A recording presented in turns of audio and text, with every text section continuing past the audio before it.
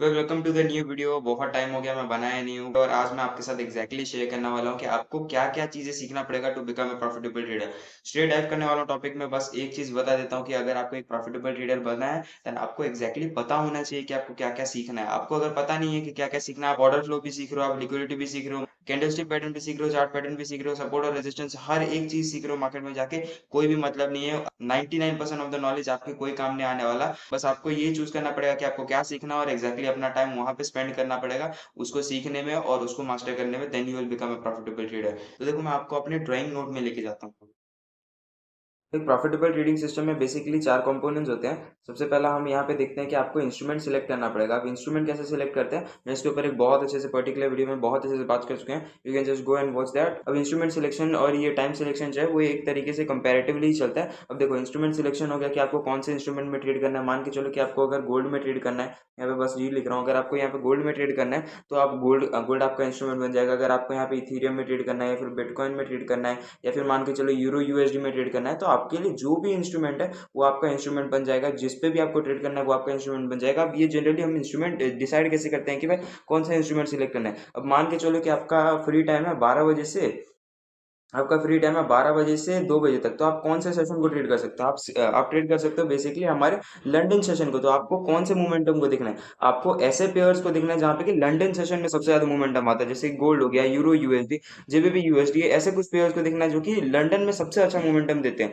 अब मान के चलो कि अगर आप 6 बजे से 9 बजे तक फ्री होते हो, अब अगर आप 6 बजे से 9 बजे तक फ्री होते हो तो आपको दिन आप देखोगे कि भाई ऐसे कौन से पेयर है जहाँ पे कि 6 से 9 बजे तक सबसे ज्यादा मोमेंटम आता है। कि हमारे पास हो गया गोल्ड एक अच्छा पेयर है, उसके बाद हमारे पास इथेरियम एक अच्छा पेयर है, उसके बाद अगर आप यहाँ पे देखोगे euro USD still is a good pair, GBP USD still is a good pair. तो आपको ऐसे पेयर्स में देखना है जहाँ पे कि अच्छा मोमेंटम आता है। अब देखो टाइम सिलेक्शन से लेके मैं एक चीज बताना चाहूंगा कि आप जहाँ पे भी जब भी टाइम फ्री हो आप उस टाइम पे देखो कि उस टाइम पे सबसे अच्छा मोमेंटम कौन से पेयर में आ रहा होता है। हम मोस्ट प्रोबेबली अगर आप कोई स्कूलिंग एंड कॉलेजेस में हो या फिर अगर आप कहीं पे साइड वर्क करते हो देन मोस्ट प्रोबेबली आप इंडियन मार्केट्स को तो कभी ट्रेड नहीं कर पाओगे। Indian market is way much difficult, ये इंडियन टाइमिंग में होता है, तो आप इंडियन मार्केट्स को कभी कभी भी ट्रेड नहीं कर पाओगे अगर आप इंडिया में कहीं ना कहीं नौकरी करते हो। तो अगर आप बाहर कहीं पे नौकरी करते हो then you can trade Indian markets, but क्यों करना है इंडियन मार्केट्स को ट्रेड अगर आपके पास अच्छे मार्केट्स हैं तो।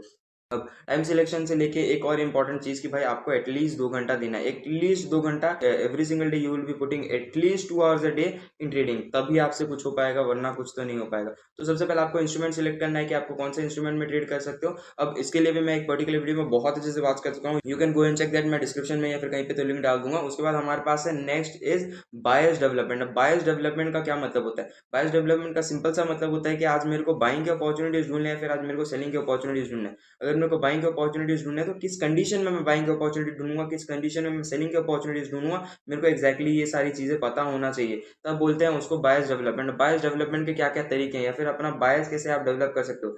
सबसे पहला तरीका है इज ट्रेंड एनालिसिस। अब ट्रेंड एनालिसिस जो है वो बेसिकली सिंपल सा होता है कि हाई एंड हायर लो, मतलब कि ये हो गया लो, ये हो गया हाई, उसके बाद ये होगा हायर लो, ये हो गया हायर हाई, ये हो गया हायर लो, ये हो गया हायर हाई। तो आप जब अपना ट्रेंड के बेसिस पे आइडेंटिफाई कर रहे हो कि भाई आप 4 घंटे के टाइम फ्रेम में चले गए, आप मार्केट स्ट्रक्चर को देख रहे हो कि ये हायर हाई बना रहा है, हायर लो बना रहा है, या फिर ये एक साइड मार्केट में है जहाँ पे कि हमको ना तो ऊपर के मोमेंटम अच्छे दिख रहे हैं ना तो नीचे के मोमेंटम, या फिर ये डाउन ट्रेंड में है, तो आप ऐसे ट्रेंड में एनालिसिस करते हो तो उसको बोलते हैं ट्रेंड एनालिसिस वाला पार्ट। उसके बाद हमारे पास नेक्स्ट थिंग है दैट इज सपोर्ट और रेजिस्टेंस। सपोर्ट का बेसिकली मतलब होता है ऐसे एक एरिया जहाँ से कि प्राइस जो है वो बहुत अच्छे अच्छे मोमेंटम दे रहा है नीचे तरफ से। और रेजिस्टेंस क्या है, resistance is basically an area जहाँ से कि हमको प्राइस में सेलिंग बहुत अच्छा देखने के लिए मिल रहा है। जब भी प्राइस जा रहा है तो वहाँ पे हमको सेलिंग देखने के लिए मिल रहा है, देन उसको बोलते हैं रेजिस्टेंस। अब आपको डिसाइड करना पड़ेगा कि आपको सपोर्ट और रेजिस्टेंस के बेसिस पे ट्रेड करना है क्या। अब इस पे भी क्या है, सपोर्ट रेजिस्टेंस को जब रिस्पेक्ट कर रहा होगा तब आपको ट्रेड करना है, या फिर सपोर्ट और रेजिस्टेंस मान के जो ये सपोर्ट है, अब ये सपोर्ट पे प्राइस आया, जनरली बाउंस करना चाहिए, बट ये अगर ब्रेक कर गया तो आप यहाँ पे ट्रेड लेने वाले हो। तो इसके ब्रेकआउट या फिर ब्रेक डाउन पे भी हम ट्रेड करते हैं, और इसके फॉल्स ब्रेकआउट और फॉल्स ब्रेकआउट डाउन पे भी हम ट्रेड करते हैं। मतलब कि मान के चलो कि ये सपोर्ट है, ये सपोर्ट टूट गया और यहाँ से हमको जब बाउंस देखने के लिए मिल रहा है तो हम यहाँ पे बाइंग का लिए ढूंढ रहे हैं, तो इसको बोलेंगे फॉल्स ब्रेकआउट, क्योंकि ब्रेकडाउन तो हुआ,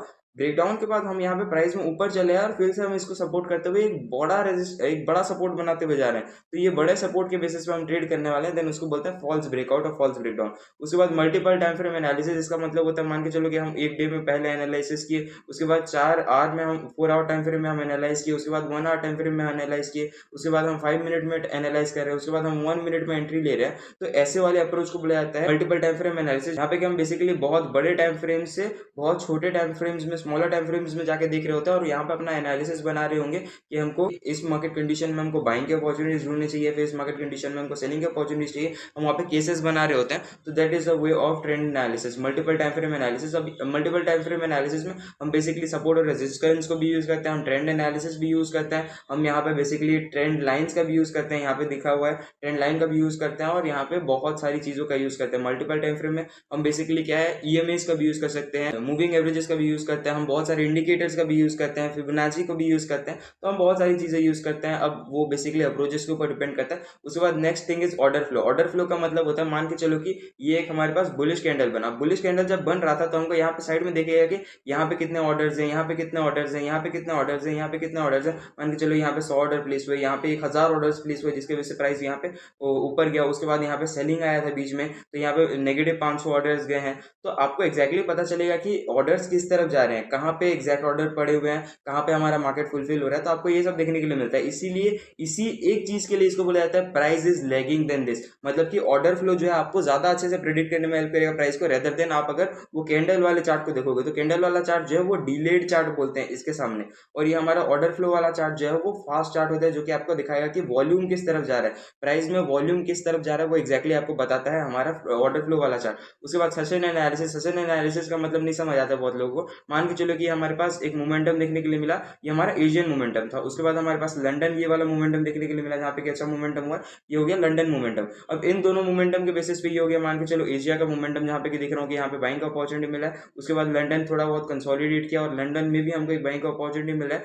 अब इस बेसिस पे हम एनालाइज कर रहे होंगे कि भाई न्यूयॉर्क में कैसा मोमेंटम दिख सकता है। तो अब इससे जनरली पता चल रहा है कि न्यूयॉर्क में बहुत अच्छा मोमेंटम दिख सकता है। मान के चलो कि यहाँ पे एक रेजिस्टेंस है, तो हम एक्सपेक्ट कर सकते हैं कि यहाँ पे कंसोलिडेटिंग चला जाए, जैसे इसका ब्रेकआउट दे तो हमको ब्रेकआउट में बहुत अच्छा मोमेंटम देखने के लिए मिले। तो उस तरीके से हम बेसिकली जब एनालाइज कर रहे होते हैं अपने सेशंस के बेसिस पे, मेजर लिक्विडिटी को देखते हुए, लिक्विडिटी स्वीप का देखते हुए, मतलब कि मान के चलो कि ये हमारा एशिया सेशन है, उसके बाद लंदन सेशन कुछ ऐसा गया जहाँ पे कि ये बेसिकली लिक्विडिटी को स्वीप किया, अच्छा मोमेंटम दिया, तो हम जो है बेसिकली देख रहे होंगे कि न्यूयॉर्क सेशन में ये लिक्विडिटी को फिर स्वीप करके हमको एक अच्छा मोमेंटम दे, तो इसको बोलेंगे हम सेशन एनालिसिस, जहाँ पे हम लिक्विडिटी स्वीप को भी देख सकते हैं।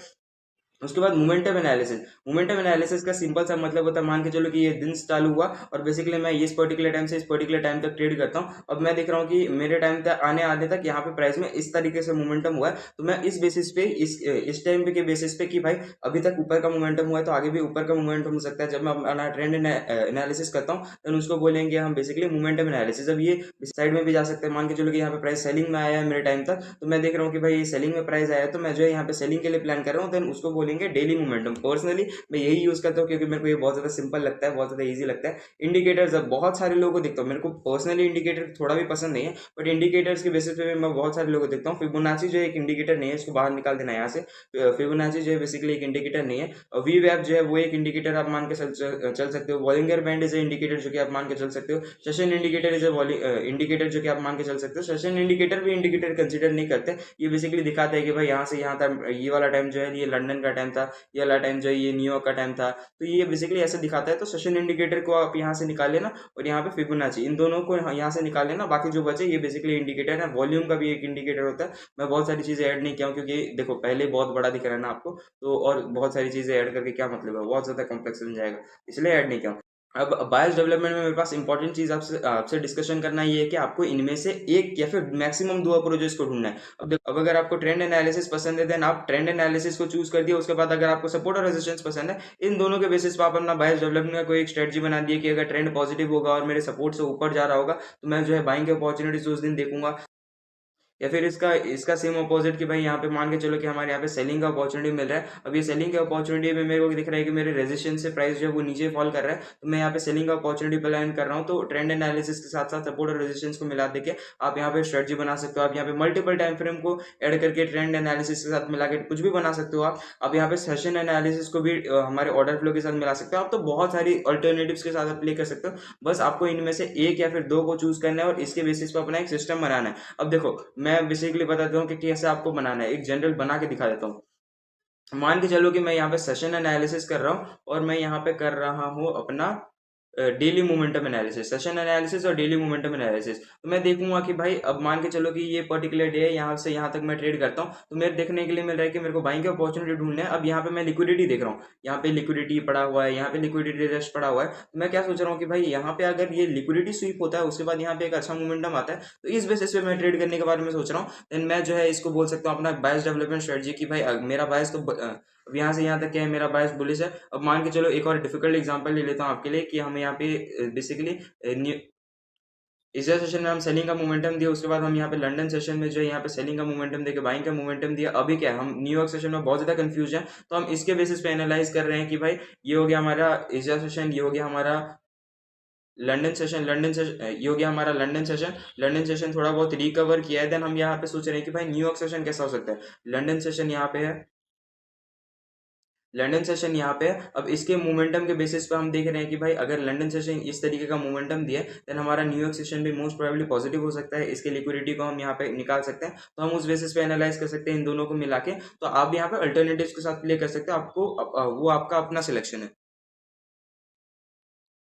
अब नेक्स्ट आपको बिल्ड करना पड़ेगा इस एंट्री मॉड्यूल। एंट्री मॉड्यूल का क्या मतलब होता है? एंट्री मॉड्यूल का सिंपल सा मतलब होता है, मान के चलो कि अगर मेरा बायस बुलिश है और मैं देख रहा हूँ कि यहाँ से यहाँ टाइम तक हम ट्रेड करते हैं। अब मैं देखूंगा कि भाई मेरे को एक्जैक्टली कहाँ पे एंटर करना है, मेरे को यहाँ पे एंटर करना है प्राइस में, मेरे को यहाँ पे एंटर करना है, मेरे को यहाँ पे एंटर करना है। तो मेरे को एक्जैक्टली एंटर कहाँ करना है और मेरा स्टॉप लॉस कहाँ रखना है और मेरा टारगेट कहाँ रखना है, ये तीन चीजें हमारा एंट्री मॉड्यूल कंसिस्ट करता है। मेरे को एक्जैक्टली एंटर कहाँ करना है, मेरा टारगेट कहाँ होना चाहिए, मेरा स्टॉप लॉस कहाँ होना चाहिए, ये तीन चीजें इंक्लूड करता है। अब इसका क्या क्या तरीके हैं, इसको अगर आपको बनाना है तो सबसे पहला तरीका है इस कैंडलस्टिक पैटर्न। कैंडलस्टिक पैटर्न जो है आप एक बेसिकली पढ़ सकते हो कैंडलस्टिक के बारे में, हैमर हो गया, हैंगिंग मैन हो गया, ग्रेवस्टोन डोजी, बुलिश अरामी, बियरिश अरामी, तो बहुत सारी चीजें, बहुत सारे कैंडलस्टिक पैटर्न जो कि आपको देखने के लिए मिल जाएंगे। मैं इनका तीन ब्रॉड कैटेगरीज बना दिया हूँ, single candlestick pattern, double candlestick pattern और ट्रिपल कैंडलस्टिक पैटर्न। उसके बाद हमारे पास उसी टाइप का, अब उसके बाद हमारे पास है उसी टाइप का चीज that is chart pattern. Chart pattern जो है वो भी तीन टाइप के होते हैं। रिवर्सल चार्ट पैटर्न, जहाँ पे कि मान के चलो हम यहाँ पे बुलिश जा रहे थे, उसके बाद प्राइस में ऐसा कुछ एक मिसहैपनिंग होता है जिसकी वजह से हम बेयरिश चले आए, तो इसको बोलेंगे reversal chart pattern. Continuation chart pattern मतलब कि हम यहाँ पे बुलिश जा रहे थे, उसके बाद कुछ बना, उसके बाद हम फिर से बुलिश जा रहे हैं, तो इसको बोलेंगे कंटिन्यूशन। न्यूट्रल का मतलब होता है यहाँ पे जा रहे थे, उसके बाद हमारे पास यहाँ पे कुछ ऐसा एक कंडीशन बना जिसकी वजह से हम सेल भी कर सकते हैं, जिसकी वजह से हम बाय भी कर सकते हैं, देन उसको बोलते हैं न्यूट्रल चार्ट पैटर्न। अब तीनों के बारे में आप स्टडी कर सकते हो, तीनों से आप अपना स्ट्रेटजी बना सकते हो, तीनों से आप अपना एंट्री मॉड्यूल बना सकते हो। बट बात करेंगे इसके बारे में, थोड़ा सा रुको, लिक्विडिटी समझा देता हूँ और लिक्विडिटी और ब्रेक ऑफ स्ट्रक्चर समझा देता हूँ। लिक्विडिटी का मतलब होता है, मान के चलो कि ये हमारे डेली मोमेंटम है। अब यहाँ पे देख रहा है कि भाई मेरा बायस जो है, मेरा बायस मान के चलो बुलिश है। अब मैं वेट कर रहा हूँ कि भाई प्राइस जो एटलीस्ट इसके नीचे चले आए और यहाँ पे मेरे को एक अच्छा मोमेंटम देखने के लिए मिले, तो यहाँ पे मैं एंटर करूंगा इस लिक्विडिटी के बेसिस पे कि यहाँ पे जो है ऑर्डर्स पड़े हुए थे, जिन ऑर्डर्स को हम जो है एग्जीक्यूट नहीं किए, जिन ऑर्डर्स का हम जो है यहाँ पे फेलियर दिखाए, तो इस बेसिस पे हम एंट्री कर रहे हैं। देन हमारा यहाँ पे लिक्विडिटी के बेसिस पे, लिक्विडिटी के बेसिस पे क्या है, ब्रेक ऑफ स्ट्रक्चर के बेसिस पे भी एक एंट्री होती है। लिक्विडिटी का ब्रेक ऑफ स्ट्रक्चर के भी बेसिस पे एक एंट्री होता है, मैं बताऊंगा। लिक्विडिटी स्वीप समझ आ गया ना कि भाई लिक्विडिटी के लिए वेट करेंगे, उस लिक्विडिटी के बेसिस पे हम एंटर करके यहाँ पे पोजीशंस जो है एंटर करेंगे, तो उसको बोलेंगे लिक्विडिटी। अब ब्रेक ऑफ स्ट्रक्चर का मतलब मान के चलो कि मेरा बायस जो है बुलिश साइड पे, अब मैं जो यहाँ से यहाँ तक ट्रेड करता हूँ, अब मैं क्या कर रहा हूँ कि मैं वेट कर रहा हूँ कि मेरे को यहाँ पे एक ब्रेक ऑफ स्ट्रक्चर दिखे, जैसे कि ये एक ब्रेक ऑफ स्ट्रक्चर दिख गया ना, हमारा हाई एक ब्रेक हो गया, तो उस तरीके का ब्रेक ऑफ स्ट्रक्चर के लिए वेट करूंगा, यहाँ पे एंटर करूंगा और ब्रेक ऑफ स्ट्रक्चर के नीचे जब मैं अपना स्टॉप लॉस लगाऊंगा तो उसको बोलते हैं ब्रेक ऑफ स्ट्रक्चर के बेसिस पे एंट्री। अब लिक्विडिटी मान के चलो कि ये लिक्विडिटी था, अब लिक्विडिटी के पास आके जब हमारा ब्रेक ऑफ स्ट्रक्चर के बेसिस पे एंट्री मिलता है, तो इसको बोलते हैं liquidity with break of structure वाला एंट्री। अब मैं जितने लोगों को देखता हूँ मोस्ट प्रोबेबली ये दोनों ही फॉलो करते हैं। जो लिक्विडिटी फॉलो कर रहा है वो ब्रेक ऑफ स्ट्रक्चर के बेसिस पे एंटर करते हैं, जो ब्रेक ऑफ स्ट्रक्चर फॉलो कर रहा है वो लिक्विडिटी को देखते हुए एंटर करते हैं। तो ये दोनों जो है एक साथ, मैं बहुत सारे लोगों को देखता हूँ कि इंटरकनेक्टिवली यूज करते हैं इन सब चीजों को। बट आप ओके आप चेंज कर सकते हो, आप ब्रेक ऑफ स्ट्रक्चर को हमारे कैंडलस्टिक पैटर्न से भी मिला सकते हो, ब्रेक ऑफ स्ट्रक्चर को चार्ट पैटर्न से भी मिला सकते हो। मेरा प्रेफरेंस नहीं है, मैं तो बोलता हूँ कि भाई आप प्लीज अपना स्ट्रेटजी कैंडलस्टिक पैटर्न और चार्ट पैटर्न से रिलेटेड मत बनाना। द रीजन बीइंग इसकी भाई मान के चलो कि ये डोजी कैंडल, अब डोजी कैंडल में ऐसा क्या साइकोलॉजी पॉइंट है जो कि आप देख सकते हो और उसमें चेंजेस ला सकते हो। मान के चलो कि ये डोजी कैंडल हो गया, ये डोजी कैंडल का प्रीवियस कैंडल ऐसा दिखना चाहिए, प्रीवियस कैंडल का कंडीशन ऐसा नहीं होना चाहिए, तो आप कुछ ऐसे ही डेवलपमेंट ला सकते हो। बट ब्रेक ऑफ स्ट्रक्चर के बेसिस पे आप कैसे एडजस्टमेंट ला सकते हो बताओ, मार्केट स्ट्रक्चर ऐसा दिखना चाहिए, चाहिए, वॉल्यूम्स इस तरीके से होने चाहिए, प्राइस इस तरीके का मोमेंटम देना चाहिए। तो आप लिक्विडिटी और हमारे ब्रेकआउट स्ट्रक्चर के बेसिस पे बहुत सारे अल्टरनेटिव्स प्लान कर सकते हो, रेदर देन यहाँ पे कैंडलस्टिक पैटर्न और चार्ट पैटर्न जिसका मतलब भी आपको नहीं समझ आएगा, उसका मतलब समझ के नहीं आने के बाद भी आप वहां पे कुछ स्ट्रेटजी में चेंज नहीं कर पाओगे। आप अब अगर आप मान के चलो कि आपका स्ट्रेटजी है डोजी के बेसिस पे, अब क्या सोच के आप यहाँ पे चेंजेस लाओगे, डोजी ऐसा दिखना चाहिए, ऐसा नहीं, इसका ये जो है बड़ा होना चाहिए, इसका बॉडी जो है वो बड़ा नहीं होना चाहिए, छोटा होना चाहिए। अब क्या देख के बोलोगे, और किसको बोलोगे कि इसका बॉडी जो है वो बहुत बड़ा है, किसको बोलोगे इसका बॉडी जो है वो बहुत छोटा है। बहुत सारे प्रॉब्लम्स आपको आ जाएंगे। प्लीज इसलिए मैं बोलता हूँ कि कैंडलस्टिक पैटर्न से मत बनाना स्ट्रेटजी, चार्ट पैटर्न से मत बनाना। द बेस्ट पॉसिबल थिंग जो कि मैं आपको सजेस्ट कर सकता हूँ इज इधर गो विद लिक्विडिटी, इधर गो विद ब्रेकआउट स्ट्रक्चर, इधर इन दोनों को मिला लो, सिंपल एज दैट। अब I am pretty much sure कि आपको समझ आ चुका होगा कि आपको एक्जैक्टली स्ट्रेटजी कैसे बनाना है, क्या क्या आपको सीखना है। इनमें से एक दो सिलेक्ट कर लेना, इनमें से एक दो सिलेक्ट कर लेना, जिस जो भी आपको समझ आता है उनमें से सिलेक्ट करके बनाना। ये रिस्क मैनेजमेंट वाला पार्ट मैं आज के लिए छोड़ रहा हूँ क्योंकि इसके लिए मेरे पास बहुत अच्छा चीज प्लान है, मैं दिखाऊंगा भी, इनको काट देता हूँ। A few things that I planned out for that. With this, I hope कि आपको समझ आ गया। Thank you very much.